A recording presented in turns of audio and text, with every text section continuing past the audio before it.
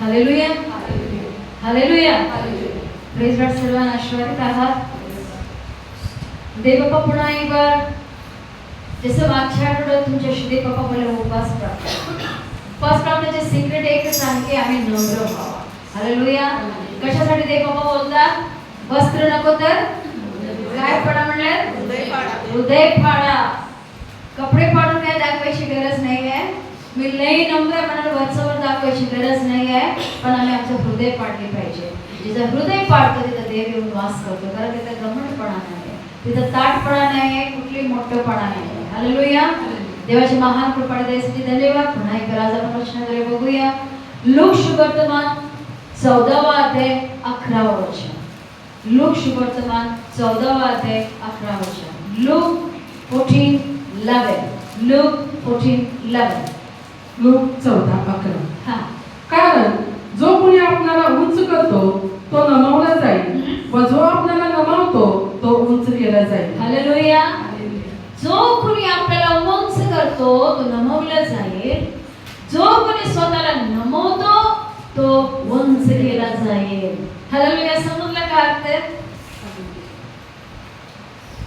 जो कोणी स्वतःला उंच करतो, मी अमुक आहे, मी तमुक आहे, मी म्हणजे काय, हे माझं असं आहे, माझं तसं आहे. त्या घरामध्ये भांडण का होतात? का होतात? घरामध्ये भांडण का होतात? मी मोठा, मी मोठी, माझंच ऐकले पाहिजे, मी जे सांगतो ते बरोबर आहे, बाकी सगळी. पण बायबल म्हणते जो स्वतःला नमवतो देव त्याला उंच करतो. सगळं माहिती असताना सुद्धा, काही चुकत नसताना सुद्धा पुढच्या लोकांनी काय पण म्हणलं ते, हा बाबा तूच बरोबर आहेस, तूच बरोबर आहेस, मी चुकलो, हा बरोबर, ओके, काय सांगते, ही मोठं पण आहे. त्यावेळेला ते माणसाला वाटत असेल मी जिंकलो, पण त्याचा आत्म्याला माहित आहे कोण जिंकले आणि कोण नाही. हालेलुया. म्हणून लक्षात घ्या, जो स्वतःला उंच करतो तो नमवले जाईल, जो स्वतःला नमवतो तो उंच केला जाईल. आजचा टॉपिक आहे हंबलनेस, नम्रपणा. नम्रपणा. ज्याच्यामध्ये नम्रपणा आहे त्याच्यामध्ये येशू वास करतो. ज्याच्यामध्ये नम्रपणा आहे त्याच्या बरोबर देव राहतो. ज्याच्यामध्ये नम्रपणा आहे त्याला देव कधीही वाईट होऊ देत नाही.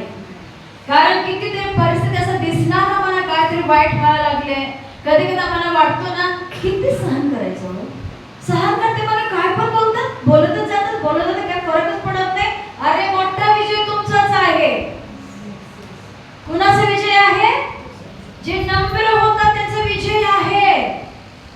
जेव्हा मी स्वतःला नम्र करून असतो ना, एक दिवस असा येईल ज्या लोक तुम्हाला आज तुझे तेच म्हणणार, बाबा बाबा ही शांत बसून केवढा मोठा काम केलं.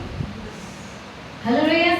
आणि एक लक्षात घ्या, जे नम्र नाही त्याने प्रत्येक गोष्टीला आपला खरपणा सिद्ध करून दाखवायचा प्रयत्न करतात. मी बरोबर आहे, मी बरोबर होतो, मी असंच म्हटलो, मी तसंच म्हटलो, मी असंच केलं, मी तसंच केलं, सिद्ध करून दाखवायची गोष्ट असतात. म्हणजे नम्र आहे त्याने काही करून बघत नाही, काही बघत नाही.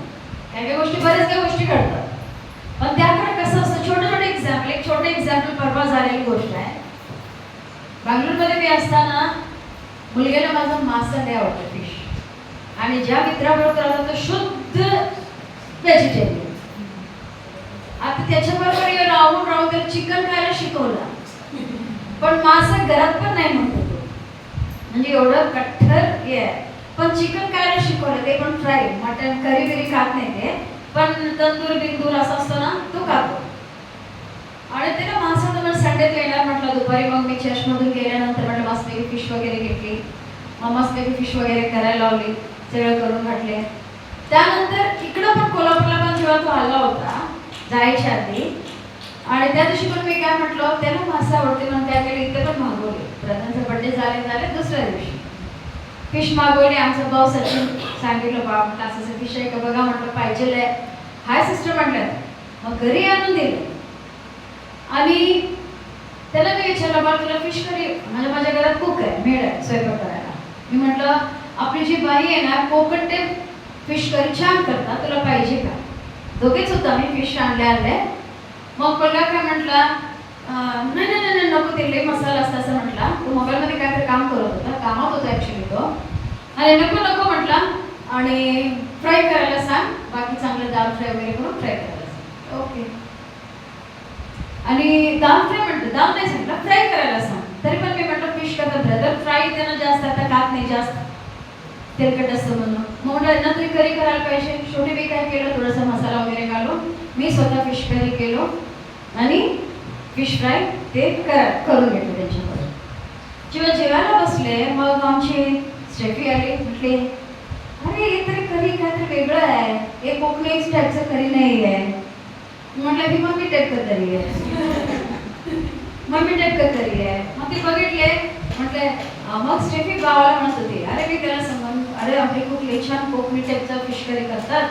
आणि मी म्हटलं त्याला विचारलं होतं मी, तो नको म्हटलं लई मसाला असते असं तसं म्हटला. तू कधी विचारलीस मला, तू कधी विचारलीस मला, मला काही विचारलंच नाही. काय काय मम्मी काय डोक्यात विचारलंस की काय तू, मला काही विचारली नाही. आता मला 100% कन्फर्म मला माहिती नाही विचारलं तर कशाला वाद लावू, कशाला वाढ विचार लावायचं. म्हटलं ओके म्हटलं. पण माझं मनात मला म्हटलं अरे मी बोललो त्याला, मी विचारलं त्याला. म्हटलं मन शांत हो. त्याला म्हटलं तू शांत हो, तुला माहिती आहे ना तू विचारलेले, तू कामात होता, त्यानं लक्ष दिलं नसेल, असं कुठेतरी लक्ष देऊन कुठेतरी काय म्हणून हो म्हणून बोललं असेल, मॅटर क्लोज. त्याला जरी मी सिद्ध करत बसलो तर तुम्हाला मोठे मोठे एक्झाम्पल द्यायची गरज नाही, छोटे छोटे एक्झाम्पल, लीन आणि उंच. हालेलुया. त्या ठिकाणी मी नाही मी बोललेच बरोबर बरं, मला उंच व्हायचं त्या ठिकाणी गेलो असतं तर जेवणाचा पण टेस्ट गेलो असतं. ओके म्हटलं, काय नाही डोक्यातच माझं असं आलं असं बोलून असं असं मी माझ्यावर घेतलं, मॅटर क्लोज केलं. दिस इज द मॅटर. स्वतःला उंच करायचा कधीही आम्ही प्रयत्न करू. लीन. सगळ्यात मोठे एक्झाम्पल आपल्यासाठी आहे येशूचा. योहानाचं शुभवर्तमान 13वा अध्याय काढूया आपण. योहान 13 त्यामध्ये 1 पासून थोडं वचन वाचूया. व्हेरी इम्पॉर्टंट एक्झाम्पल आहे. योहानाचे शुभवर्तमान 13वा अध्याय 1 पासून थोडं वचन. योहानाचे पत्र 13वा अध्याय 1 पासून पुढे. हा पत्र नाही, योहानाचं शुभवर्तमान पत्र, लेटर्स. योहानाचे शुभवर्तमान त्याचं 13वा अध्याय 1 पासून पुढे. जॉन 13:1 पासून. वलांडण सणापूर्वी असे झाले की येशूने आता या जगातून पित्याकडे जाण्याची आपली वेळ आली आहे हे जाणून या जगातील स्वकीयावर त्याचे जे प्रेम होते ते त्याने शेवटपर्यंत केले. 1 मिनिट. हालेलुया. येशूला माहित होतं आता मला जग सोडून जायची वेळ आलेली आहे. समजलं? येशू जे काही करत होते त्यांना माहित होतं पुढं काय होणार. प्रत्येक गोष्ट त्यांना माहित होतं. जसं मागच्या मी बघितलं, सैतानाशी येशूची परीक्षा व्हावी म्हणून पवित्र आत्म्याने भरून येशूला अरण्यात घेऊन गेले. 40 दिवस 40 रात्र येशू उपासाने प्रार्थना केले. बरेच ठिकाणी बायबलमध्ये असं म्हटलं जेव्हा येशूने पहिला चमत्कार केले ते नंतर तुम्ही वाचा योहान 2 अध्यायामध्ये, खाना इथे पाणीला द्राक्षरस केले. तिथे पण ते आईने जाऊन म्हटले बाळ बाळ द्राक्षरस संपले रे. येशूने काय बोलले, बाई त्याची माझ्याशी काय संबंध, माझं वेळ अजून आलेली नाहीये. हालेलुया. म्हणजे योग्य वेळेसाठी येशू कायम वाट बघायची, परफेक्ट टायमिंगसाठी. आणि इथे येशूला माहित होतं आता माझं वेळ आलेले, मला जायचं आहे, मला हे जग सोडून जायचं आहे. बायबल स्पष्टपणे म्हणजे ते त्याचे स्वकीय होते त्यांच्या बरोबर येशूने शेवटपर्यंत प्रेम केली. समजायला पहिलं पण केली ना. जे त्याचे लोक होते त्यांना शेवटपर्यंत येशू प्रेम केले. जॉन 13 माझी मम्मी कुठला तरी शोधायला. जॉन 13 लूकच्या नंतर असते तो योहान 13. हालेलुया. आणि स्पष्टपणे येशूला माहित होतं, क्लिअर पिक्चर माहित होतं माझं वेळ आलेला आहे तर मी जाणार आहे. म्हणून त्याच्या स्वकीय म्हणजे त्याचे जे लोक होते त्यांनी शेवटपर्यंत प्रेम करत होते. मला आपण विचार करूया का आम्ही आमच्या जीवनामध्ये सगळ्यांना एक सगळं काय प्रेम करू शकतो? येशूचे उदाहरण स्पष्टपणे आहे. आणि आता ह्या ठिकाणी जो येशूला धरून दिला तो सुद्धा आहे. ते येशूला माहिती आहे पुढे माझं काय करणार आहे, नेक्स्ट माझं काय असणार आहे माझ्यासाठी. पण येशूने काय केले, सगळ्यांवर प्रेम केले, प्रत्येकावर येशूने प्रेम केले. हा आपल्या जीवनामध्ये व्हेरी इम्पॉर्टंट आहे. जे नम्र असतात त्यांनी कुणाशी सूड घेण्याचा स्वभाव ठेवत नाही. हालेलुया. मी माझी स्वतःचं सांगते, देवाच्या सानिध्यात मी कधीही कुणाशी कॉम्पिटिशन करत नाही, कधीच नाही. कुणाबद्दल मी उलट मी दुसरे जे लोक सोडून गेलेले म्हणा की ज्यांना मी शिकवले ते पुढे चालले, मी देवाला धन्यवाद देते. देवा मी पेरलं ते वाढायला किती छान. आपले ते काय बहिणी यायचे शाहूपुरीमध्ये मी असताना, नंतर ते येऊ लागले थोडं, नंतर सगळे बंद झाले. आज प्रभूमध्ये सगळे स्ट्रॉंग आहेत, सगळे बलवान आहेत प्रभूमध्ये. आणि कुणीतरी त्यांना विचारले का तू आंटीकडे येत नाही, तिकडे प्रार्थनेला काय येत नाही. त्या बहिणीने एका बहिणीला उत्तर दिले, आज मी जे काय आहे मला माहिती आहे आंटीद्वारेच आहे. त्यांनी जे आम्हाला शिकवले, त्यांनी जे आम्हाला बांधले प्रभूमध्ये, जे आम्हाला उभा केले स्ट्रॉंग, ते आम्ही विसरू शकत नाही. पण तिकडे यायला होत नाही. पण कुठेही जाऊ दे त्यांचं नाव घेतल्याशिवाय आम्ही राहू शकत नाही. मला आनंद वाटतो, माझ्याकडे येत नाही, माझा असं उद्देशच नाहीये. मी ज्यांना शिकवलं सगळं मला वेळ चिटकून इथे करायला पाहिजे. आंटी किती छान छान छान, अजिबात नाही होत. आय डोंट लाईक दॅट, अजिबात नाही. जावा, का तुम्हाला शिकवले, का तुम्हाला बनवले, जावा आपल्या आपल्या ठिकाणी काम करा, देवाचा गौरव करा. हालेलुया. मग येशूने काय केले, जे त्याचे स्वकीय होते त्यांना शेवटपर्यंत येशूने प्रेम केले, कुणालाही सोडले नाही शेवटपर्यंत. आणि हा घटका अगदी मरणाला जायच्या आधीचा घटका. काय केले त्याने बघा पुढे दुसरे वचन, शिमोनाचा मुलगा यहूदा इस्करियोत याच्या मनात त्याला धरून द्यावे असे सैतान घालून चुकला होता. हालेलुया. यहूदा इस्करियोतच्या मनात ऑलरेडी सैताने बी पेरलं होतं येशूला धरून देण्यासाठी. शत्रू पहिल्यापासून टपकलेला होते, कसं येशूला धरायचं, कसं येशूला क्रॉसवर टाकायचं. सुरुवातीपासून जसं येशू आईच्या पोटामध्ये पडले सुरू झाली प्रोग्राम मारायचा. जसं मी माझ्याबद्दल म्हटलं ना, मी पोटात असताना तेव्हापासून सैतान माझ्या मारायला. तेव्हाच मला माझ्या आईने माझ्यावर दया केली, जन्मलो, आलो जगामध्ये. त्यानंतर कितीतरी वेळा मी मारायला 2-3 वेळा झालं, वाचवले देवानी. कुठं लग्नानंतर पण अशी काही गोष्टी घडल्या, तिथं पण कितीतरी वेळा मारायचे प्रसंग होता, पण मेलो नाही. हालेलुया. आणि आज हालेलुया, आज जीवनच आहे, जीवनच आहे. तर मला माहिती आहे डोळे बंद बाबाकडे. हालेलुया. मग येशूच्या आईच्या पोटात पडल्यापासून सैतान येशूच्या मागे लागला होता मारण्यासाठी, काय मागे होता. सुरुवातीपासून येशूच्या मागे लागून मारायचा कितीतरी प्रकारे त्यानं प्रयत्न केला, खूप त्याने काय केला. आता इथं क्रॉस पर्यंत आला आणि लोकांनी कशी येशूला धरावा, कसं मारावा हे सुरुवातीपासून प्लॅन आखत होते. मात्र या शिष्य 12तला एक व्यक्तीने स्वतः त्यांच्याकडे गेला आणि त्याला म्हटला, मी त्याला धरून दिलं तर तुम्ही मला काय देणार. हालेलुया. काय विचारला तो, मी त्याला धरून दिलं तुम्हाला, तुम्ही मला काय देणार. त्याने सांगितले, मोड ठरवली, अमुक एवढं तुला देतो बाबा. मग एवढा अशीच आला. इथं काय सांगतं सेकंड वर्ड, ऑलरेडी सैतानाने त्याच्या मनात गाठला होता की येशूला धरून द्यावा. जो कोणी देवाविरुद्ध वागतो हा देवाकडून आलेला गोष्ट नाही आहे, तर सैतानाकडून आलेला गोष्ट आहे. लक्षात घ्या. तुमच्या घरात असो, कधी कधी तुमची मोड असो, जे कोणी देवाविरुद्ध वागतात ते देवाकडून आलेला गोष्ट नाही आहे, सैतान ते गोष्ट मनात घालतो. युदाच्या मनामध्ये गाठला सैतानाने येशूला धरून द्यायला. बाबा कप्तपाने मिळाले त्याला आणि एखादा बी मनामध्ये पडला. वासना गर्भवती होऊन बापाला जन्म देतो, परिपक्व होतो. 9 महिन्यांना बाळ लगेच होत नाही, परिपक्व व्हायला वेळ लागतो. परिपक्व व्हायला ह्या लोक कप्तपाने काय करतात, लेस गिविंग, वाईट दुष्टपणा करून हे संपूर्ण टाइम आला, आता बरोबर गटका आणि येशूला धरून द्यायचा. एका बाजूने येशूला माहिती माझा मरणाची गटका आलेली आहे, दुसऱ्या बाजूने युधाला, इस्कारियोत युधाला माहित आहे आता माझी पण धरून देण्याची गटका आलेली आहे.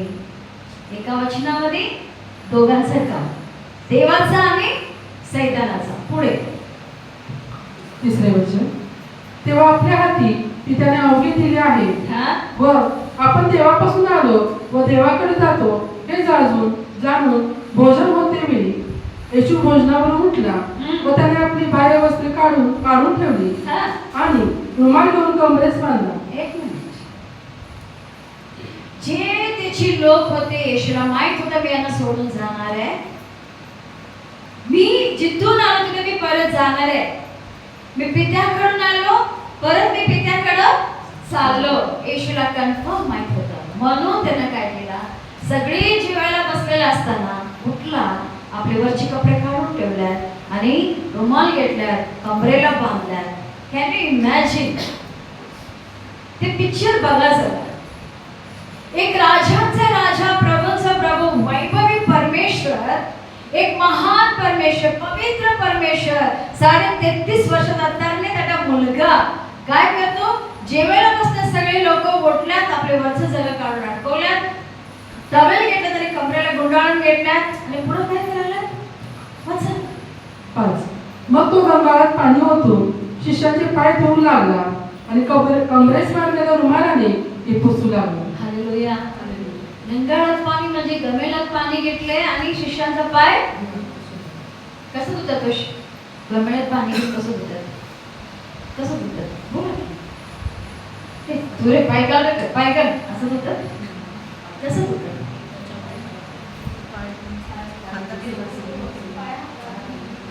हालेलुया. चर्चेस मध्ये रिच्युअल आहे आणि ऍक्च्युअली देशने त्यासाठी बोलले नाही, लोकांना समजत नाही. ही प्रेझेंटेशन काय, देशाच्या नम्रपणा, की येशू एक राजांचा राजा, किती मरणापर्यंत ते पण शिष्यांचा पाय हातात घेऊन धुवून परत नम्र झालं. आमच्या घरात कोणाचा पाय लागला, लाज मारून चालली बघ म्हणतात की नाही, हॅलो म्हणतात की नाही, चुकून लागलं, सॉरी नाही म्हटलं, लाज मारून कसं चालली बघ, आणि सॉरी म्हटलं की लाज मारून पण क्षमा. येशूचा हा असला ठिकाण नाहीये. जेवायला बसलेल्या मेजामध्ये येशू मेन पर्सन आहे, येशू मुख्य व्यक्ती आहे. उठले, जगा काढली, रुमाल बांधून घेतली, पाणी घेतली त्यामध्ये आणि काय केलं, शिष्यांचा पाय धुवू लागले.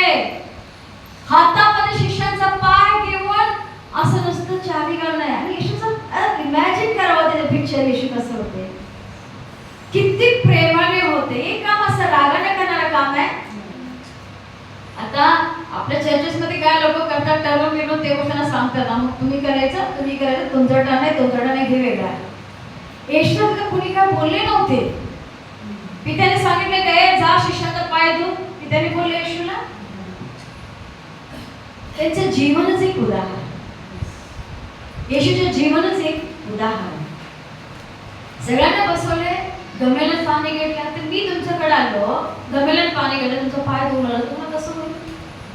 मी कशात काय नाहीये, आय एम झिरो, अंडा, मी शून्य. तरी पण तुमच्याकडे मी आता बसलेला, तुम्ही पटकन गमेलात पाणी आलं, मेरी तुझा पाय देतो, तुम्ही मेरी पहिलेच पायवर येऊन बसलो. नंतर काय करणार, काय हालेलुया, काय करणार, धुवून घेणार तुम्ही माझ्याकडून, जे काही नाहीये. येशू एक महान परमेश्वर असताना गमेलामध्ये पाणी घेऊन शिष्यांचा एकेकाचा पाय हातात घेऊन पाय धुतो. बघा त्यांचे लोक, मी काय करणार तुम्हाला समजून घ्या, मी काय करणार समजून घ्या. हे बोलणं नाहीये, डोंगीपणा नाहीये. हालेलुया. नुसतं धूत नव्हते, आपल्या कमरेला बांधून रुमालानं ते पुसू लागले. पुढे 6 वचन, मग तो शिमोन पेत्राकडे आला, तेव्हा तो त्याला म्हणाला, प्रभूजी आपण माझे पाय धुता काय? येशूने त्याला उत्तर दिले, मी करतो ते तुला आता कळत नाही, ते तुला पुढे कळेल. पेत्र त्याला पेत्राला पुढं कळालं ना सगळ्या गोष्टी. आता तुला समजणार नाही मी काय करायला, पण तुला समजेल, पुढे तुला समजेल मी काय करायला लागलो. पेत्र काय झालं, एक महान येशू बरोबर राहिलेला व्यक्ती ज्यावेळी सेवेत उतरला एवढा नम्र झाला. ते म्हणतात ना सगळी पेत्राने डोंगीपणा केली, तिकडं त्यांच्यासारखं इकडं यांच्यासारखं. का त्यांनी तसं केलं? ते घमंडीपणा नाही आणि किंवा फसवेगिरी नव्हता. तुम्ही कुठला पिक्चर कुठल्या पद्धतीने बघता तसं तुमच्या डोक्यामध्ये इमॅजिनेशन होतं. तर सारखं म्हणतात ना देवाच्या सेवा काय म्हणतात, पेत्राने बघा त्या लोकांवर जाऊन बसायच्या, खात बसलेले, जेवत बसलेले. पौलाने बघितले, पौलाने धमकवले येऊन, तू असून ते लोकांना त्यांच्यामध्ये बसून पंक्तीला बसून जेवायलास तू. आणि जेव्हा ह्यांना बघून त्याला म्हणाला दचकलं, त्यांना सोडून आला. मग ह्यांना काय वाटलं, ह्यो डोंगीपणा करायला लागला. पण पेत्र डोंगीपणा करत नव्हता, पण घाबरला यांना की हे लोक अशा पुढे काहीतरी म्हणणार म्हणून उठून आला. फरक आहे. हालेलुया. समजलं नाही? तुमच्या डोक्यात आलं नाही अजून कुणाला? ज्यावेळी प्रेषित पाऊल सेवा करत होते, बायबलमध्ये स्पष्टपणे सांगते, पेत्राबरोबर बर्नबाही ओढवत गेला, कारण पेत्र करायच्या अविश्वासणाऱ्या लोकांमध्ये पंक्तीला बसून जेवत बसायचा. जेव्हा हे लोक आले, पौल आणि त्याचे शिष्य त्यांना सोडून पटापटा पळत आले. मग तिथं पौलाने म्हटलं पेत्राच्या डोंगीपणाला दमकवलं त्यांनी. तू डोंगी आहेस, तू ते करतोस, त्यांना तुझ्या देवावर विश्वास ठेवायला तू कसं सांगतोस? पण ह्या ठिकाणी आता देवाची सेवा काय म्हणतात, तो फसवेगिरी केला, तो डोंगीपणा केला. हे डोंगीपणा नाहीये. तर माझ्यासारखी बाई मला काही फरक पडत नाही, कोणी असू दे, मला एकच दिसते ही देवाचं प्रतिरूप आहे. मी म्हणत नाही मी विश्वासणाऱ्यांबरोबर मी बसणार, मी पवित्र लोकांबरोबर बसणार, मी पवित्र लोकांबरोबर बसून जेवणार, मी अजिबात करत नाही. मी वाईटात वाईट माणसांच्या संपर्कात असतो, कारण त्यांना मला वाचवायचं आहे. हालेलुया. समजलं का? जसं चर्चमध्ये आपण बोलतो, चर्चमध्ये दारू पिऊन कोणी येऊ नये, पाप करून कोणी येऊ नये, व्यभिचारी करणारे नाही, वेश्या येऊ नये, असं तुम्ही रेस्ट्रिक्शन काढलं, तारण कसं होणार लोकांची? कसं होणार? कुणासाठी आहे मंदिर? मंदिर कुणासाठी आहे? नीतिमान लोकांसाठी आहे. येशू कुणाचा मित्र होता? पाप्यांचा मित्र. The friend of a sinner. येशूला काय म्हणायचं? पाप्यांचा मित्र. नीतिमान चांगल्या चांगल्या लोकांच्या घरात जायचे नाही, बसायचे नाही, बोलत म्हणा बाबा तुला माझी गरज नाही, तू जा जिथे घर तिकडे जातो. या ठिकाणी येशूला सगळं माहिती असताना सुद्धा एकेकांचा पाय धुवू लागले, आपल्या रुमालाने ते सगळ्यांचा पाय पुसू लागले. त्याने कित्ता घालून दिले लोकांच्या समोर. पेत्राने म्हटलं तुम्ही माझा पाय धुवायचं नाही. येशूने म्हटलं मी जर आज पाय तुझं धुतलं नाही, तुला माझ्या राज्यामध्ये वारसा नाही, तू माझ्या बरी होऊ शकत नाही. पुढे 8वे वचन. पेत्र त्याला म्हणाला, तुम्ही माझे पाय कधी धुवायचे नाही. येशूने त्याला उत्तर दिले, मी न धुतले तर माझ्या बरोबर तुला वाटा नाही. पुढे शिमोन पेत्र त्याला म्हणाला, प्रभूजी माझे केवळ पाय धुवू नका, तर हात व डोकेही धुवा. हालेलुया. बाबा वाटा नाही म्हणाला असं नुसतं पाय कशाला, हात पण धु, डोकं पण धु, काय पण कर, पण मला वाटा पाहिजे. हालेलुया. तुझ्या बरोबर मला वाटा पाहिजे. तू काय धुतोस ते तू, नको मला नकोस आहे पप्पा, मला तू पाहिजे. हालेलुया. तू काय पण कर, पण मला तू पाहिजे. पुढे 9वे वचन.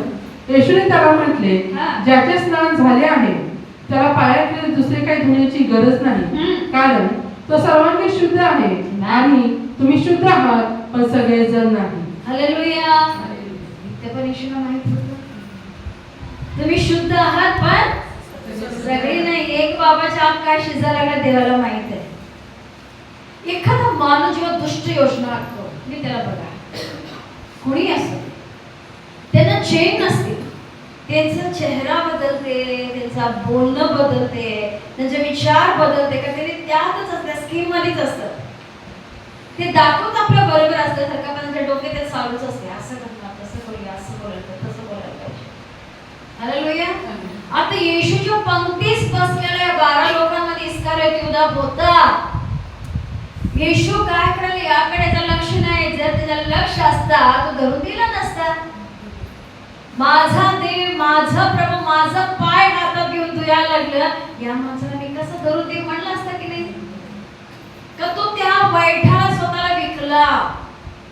जसं मागच्या वेळी तुम्हाला सांगितलं, अहाब राजाने आपली बायकोच ऐकून दुष्टपणा करायला स्वतःला विकला.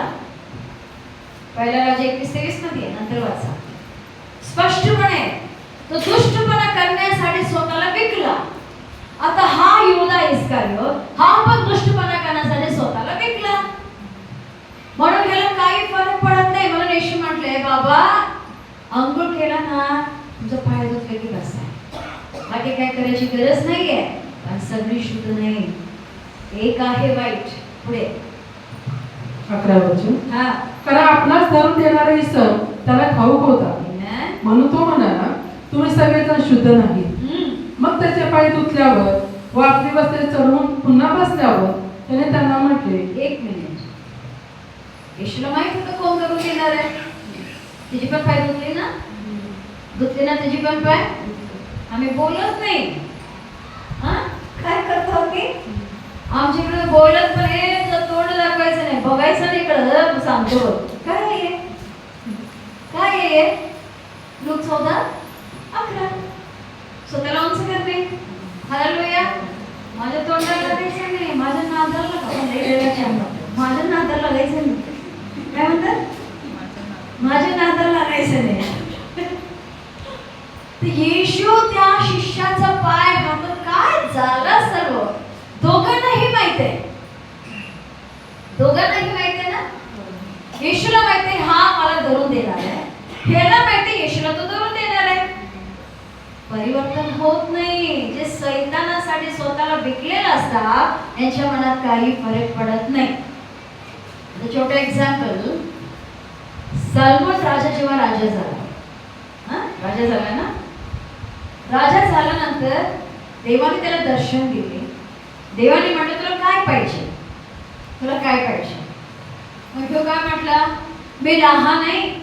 तुम्हाला काय सगळं जस्ट जनरली सांगायला लागलो. टॉपिक आपला आहे नम्रपणा. जसं पवित्र मी म्हणतो ना, मी लय उशिरात बसलो होतो, दे पप्पा तू जोपर्यंत येत नाही आज मी जाणारच ना बसलो. बोलतच नव्हते ते पप्पा, वारशी बोलत होते, पण वुमेन्स मीटिंगसाठी काय मेसेज देत नव्हते. मी मला देवा वचन काय सांगू, हे सांगू का तेच, आणि मी कुठलं तरी घेऊन येऊन माप असं रेव्हलेशन म्हणजे भरपूर वचनात एक पॅराग्राफ मी सांगू शकतो, पण नाही, मला तसं सांगायचं नाही. मला म्हटलं ते तू दिलं तरच मी जाणार, नाही तर जाणारच नाही. 1:45 बसलो होता आरामात, चुपचाप बसलो. दे तू दे म्हणजे मी जातो, नाहीतर नाही. तेव्हा लोक 14-11 दिले. हालेलुया.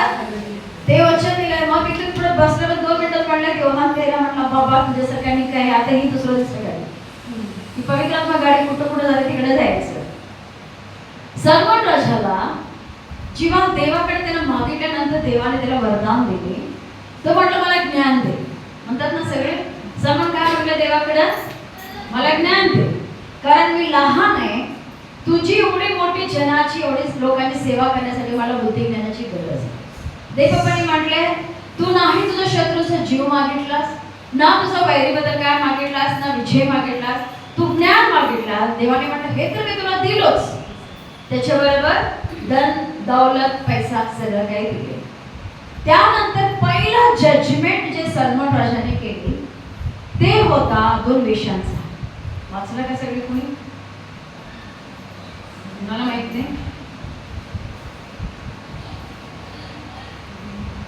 तुम्हाला काय सांगणं नाही वाचायला असू, मी जनरली सांगते, माझा टॉपिक दुसरा आहे. हालेलुया. 2 वेश्या आल्या सलमन राजाकडे. पहिली जजमेंट देवाकडून सलमन राजाला बुद्धी मिळाल्यानंतर, आशीर्वाद मिळाल्यानंतर 2 वेश्या आल्या आणि एक बाई राजाकडे म्हटली, बघा बघा म्हणायला लागली, आम्ही दोघी एका घरात राहतो, दोघींना आम्हाला एक बाळ झालं, दोघांना एक मुलगा आहे. आणि एका बाईने रात्री झोपेत काय केली, बाळावर पडली, बाळ मेला. बाळ मेल्यानंतर दुसऱ्या दिवशी उठली, त्यानं काय केली, दुसरं आपल्या बाळाला घेऊन मेलेल्या बाळाला दुसऱ्या बाईकडे टाकली आणि त्याच्या जिवंत बाळाला घेऊन आपल्याकडे घेतली. आणि जेव्हा सकाळ नंतर का आपल्या सगळं लाईट बीट नव्हतं होते, वा बेड लाईट आणि कुठलं डिम लाईट, डे लाईट, आता आमच्या सोपोनी घरात लाईट बसवली, एकच बटन दाबले की पहिलं येल्लो लाईट, परत दाबले की क्रीम कलर लाईट, परत दाबले की व्हाईट लाईट. एकच बटन, एकच बटन, एकच बल्ब. बंद करून ऑन केलं, बंद करून ऑन केलं की वेगवेगळं आपल्या येतात नाही का तसं, म्हणजे कुठं कुठं पर्यंत. पण त्या दिवसामध्ये लाईट बीट काय नव्हता. 2 वेश्या एका घरात राहायच्या. जेव्हा सकाळ झाली, उजळल्यानंतर त्या उजेडात आपल्या बाळाला दूध पाजवण्यासाठी म्हणून आपल्या आईने जवळ घेतले, तर बाळ मेलेलं होतं. बाई काय म्हणते, ते बाळाला बघितली, ती ओळखली, म्हणते ही बाळ माझं नाही, ही बाळ. आता बाळ कसं पण असू दे, बाकी जगाने जरी ओळखले तर आईला माहिती बाळ कोणाचं आहे काय आहे की नाही. ते जन्मलेलं बाळ सगळे एकसारखं दिसतात ना, लाल लाल लाल लाल, पाणी पाणी पाणी पाणी, काय तर वेगळेच. सगळे बेबीज एकसारखं वाटतात, पण आई ओळखते बरोबर आपलं बाळ कोण आहे. मग आईने काय म्हटलं, ही बाळ माझं नाही. मग ती दुसरी बाईला म्हटली, तू तुझं बाळ माझ्याकडे टाकलीस, मी माझं बाळ तू घेतलीस, मला बाळ माझं परत दे. ते नाही म्हणते, मेलेलं तुझं आहे, जिवंत बाळ माझं आहे. छोटी दोघी गेले राजाकडे. जेव्हा राजाकडे गेले, राजाला म्हणलं, राजा राजा असं असं चाललंय. मग राजाने म्हणलं, ऐकलं दोघींचं पण. एका सेवकाला बोलवलं, एक काम कर रे, एक तलवार घेऊन ये. काय म्हणलं, एक तलवार घेऊन ये. हे बाळाला जे जिवंत बाळ आहे ना, त्याचं 2 तुकडं करूया, एक एकीला देऊया, दुसरा दुसरीला देऊया, घेऊन जाऊ दे. पण जे खरं खरं बाळाची आई होती, म्हटली नको दे, नको राजा, बाळाला मारू नका, त्याला द्या. दुसरी काय म्हटली, मारा, मला पण नको, त्याला पण नको. हालेलुया. दुसरी काय म्हटली, मारा, मला पण नको, त्याला पण नको. पण जी खरी आई आहे ती म्हटली नको नको नको, त्याला मारू नका, त्यालाच द्या, त्यालाच द्या. कसं पण माझं बाळ जीवन राहू दे. काय सांगायला लोक, जे ताठपणाचे लोक, त्यांना काही फरक पडत नाही, काही फरक पडत नाही. बाळाला तुकडं करायला तयार आहे आणि म्हणते दे, करा तुकडं, त्याला दे, मला दे, बाळ गेले तरी चालते. समजायला तुम्हाला. राग आणि गंमंडी लोकांना कुणावर काही वाटत नाही. लोक तुम्ही रडायला, पाय घासायला, डोकं आपटून गेला, तुम्हाला काही असंच असणार दगडासारखं, तुम्हाला काही फरक पडत नाही. म्हणजे खरं मनाचे लोक नम्र असतात ना, ते तसं करत नाही. रडायला की बाळ रडू नकोस, असू दे, असू दे, सोड. हालेलुया. पण गंमंडी लोक तसं करत नाही. इथं देवाचं वचन म्हणते की ज्यावेळी एवढ्या सगळ्या गोष्टी घडत असताना सुद्धा यहूदा इस्करियोतच्या मनामध्ये काहीही काढा मात्र फरक नाही. कारण सैतानाला स्वतःला विकलं, सैतानाला आपल्या मनामध्ये घेऊन बसला. उलट स्कीम स्ट्रॉंग व्हायला लागले, कारण घटकाली जवळ कसं मी धरून देऊ, काय करू, हे प्लॅन त्याच्या डोक्यामध्ये चालले बघता. त्याला पश्चाताप करायची काही प्लॅन डोक्यात नाही. पुढे मग त्याचे पाय धुतल्यावर व आपली वस्त्रे चढवून पुन्हा बसल्यावर त्याने त्यांना म्हटले, मी तुम्हाला काय केले आहे हे तुम्हाला समजले काय? तुम्ही मला गुरु व प्रभू असे संबोधता आणि ते ठीक बोलता. कारण एक मिनिट, काय म्हणले, तुम्ही मला गुरु आणि प्रभू म्हणता की बरोबर बोलता हो तुम्ही. हालेलुया. कन्फर्मेशन आहे, देव कोण आहे. ही साधारण व्यक्ती नाहीये, कोणीतरी आल्याने काहीतरी करायला लागलं असं नाहीये. येशू या ठिकाणी क्लिअर केलं, तुम्ही मला गुरु म्हणता, मला प्रभू म्हणता, हे बरोबर आहे, तुम्ही बोलता तसं मी आहे. मग पुढे त्यांनी कंप्लीट केले 5. म्हणून मी प्रभू व गुरु असूनही जर तुमचे पाय धुतले तर तुम्हीही एकमेकाचे पाय धुतले पाहिजे. हालेलुया. काय बोले येशू, तुम्ही मला प्रभू म्हणता, बरोबर आहे. तुम्ही मला गुरु म्हणता, बरोबर आहे. मी तुमचा प्रभू आणि गुरु असून तुमची पाय मी हातामध्ये घेऊन धुतलो, तर तुम्ही पण एकमेकांची करा. What is the meaning of that? स्वतःच्या त्यांच्या पायापर्यंत तुम्ही नम्र व्हा. हालेलुया. ही पाय धुणे असं काही रिच्युअल नाहीये, तुझा स्वभाव तसा पाहिजे. कधीतरी एकदा काहीतरी केले म्हणून पाय धुतले गेलं पुढे नाही, तुमचा स्वभाव इकडं पर्यंत नम्र पाहिजे. हा व्हेरी इम्पॉर्टंट. येशूने एक किस्सा घालून गेले, एक एक्झाम्पल आपल्या समोर ठेवले. तुम्ही मला प्रभू म्हणता, मला देव म्हणता, बरोबर आहे. तर बायबल काय सांगते, लूक 14:11 मध्ये काय वाचलो, तो स्वतःला नमवितो तो उंच केला जाईल, तो स्वतःला उंच करतो तो नमविला जाईल. माझे शिक्षण कुठं आहे? उंच. हालेलुया. On the way. हा, तुमचे डोळे बघेल त्या दिवशी, प्रत्येकाची डोळे बघतील. प्रकटीकरण 1:7 वाचा. प्रकटीकरण 1:7. Revelation 1:7. प्रकटीकरण 1:7. पहा, तो मेघासहित येतो, प्रत्येक डोळा त्याला पाही. एक मिनिट. मेघा सहित येतो. बरं, मी बँगलोर जाताना तुम्हाला बघितलं असेल काय लोक स्टेटस, काय क्लाउड्स. असं वाटत होतं गाडी जात असताना की त्या आकाशातच चाललो की काय. सगळं ढग आणि माउंटेन सगळं असं. मी जाता जाता नंतर मी म्हटलं, अरे सगळं माझ्या बाबाचा पायाचा धूल आहे. हालेलुया. मेघ काय आहे, क्लाउड्स काय आहे, आपल्या बाबाचा पायाचा धूल. बाबाचा पाय किती सुंदर असेल, धूल एवढं सुंदर आहे. हा, बाबाचा पायाचा धूल एवढे सुंदर आहे. बाबाचा पाय कसा असणार, आई नो कसा असणार. हालेलुया. बायबल स्पष्टपणे सांगते की एवढा महान परमेश्वर जो मेघासहित येणार आहे, प्रत्येक डोळे त्याला पाहतील. असं कुणी म्हणणार नाही मी बघू शकणार नाही. आता बघा काहीतरी व्हायला लागलं, समजतच नाही. बरोबर आहे ना. पण त्या दिवशी प्रत्येक डोळे बघणार येशूला, तो कसं यायला लागले. आकाशात तो येणार, अख्ख्या जग त्याला बघणार. आम्ही भिंतीच्या पाठीमाग काय चाललं मला समजणार नाही, माझ्या मागे काय चाललं मला समजणार नाही, पण त्या दिवशी सगळ्या जगाने बघणार. असं नाही फक्त विश्वास ठेवणारे एव्हरी ह्युमन बीइंग मेलेले, जिवंत आहेत, कबरेत आहेत, पाणीत मरून मेल्या, राख झाल्या, प्रत्येक डोळे त्याला बघतील. कारण पुढे कन्फर्मेशन वाढेल. वाचा. पहा, तो मेघासहित येतो, प्रत्येक डोळा त्याला पाही. ज्याने त्याला भोसकले तेही पाहतील. हालेलुया. आता समजलं, भोसकलेले आहेत का होता जगात? आहेत. हा, भोसकल्यात ना इकडं कुशीत आहेत ना ते लोक जगामध्ये. बायबल काय सांगते, ज्यांनी भोसकले ते सुद्धा पाहतील. सगळे आहेत, सगळे आहेत, कोणाचं काही झालेलं नाहीये. न्यायनिवाडा व्हायचा आहे, न्यायनिवाडा अजूनही व्हायचा आहे. सगळ्या आपल्या ठिकाणी आहेत, वाट बघायला देश कधी ते काय म्हणते, प्रत्येक डोळा त्याला बघतील, ज्यांनी त्याला बोकसले ते सुद्धा पाहतील. पुढे, आणि पृथ्वीवरील सर्व वंश त्याच्याने ऊर पडून घेतील, असेच होणार. हालेलुया. पृथ्वीवरचे सर्व वंश जे माझ्या डॅडीला तुच्छ लेखतात, जे माझ्या बाबाला वाईट म्हणतात, जे माझ्या बाबाला परख म्हणतात, जे माझ्या बाबाला दुसऱ्यांचा देव म्हणतात, भूर बडवून घेतील. तेव्हा या लोकांना आठवणी राष्ट्र आमची लोक होते आमच्या समोर. हे लोक आम्हाला सांगत होते येशूबद्दल, आम्ही ऐकले नाही. भूर बडवून घेतील प्रत्येक लोक ज्यावेळी येशूला बघतील. पण तेव्हा ते पश्चातापाचा वेळ नसणार, ते पश्चातापाचा वेळ नसणार.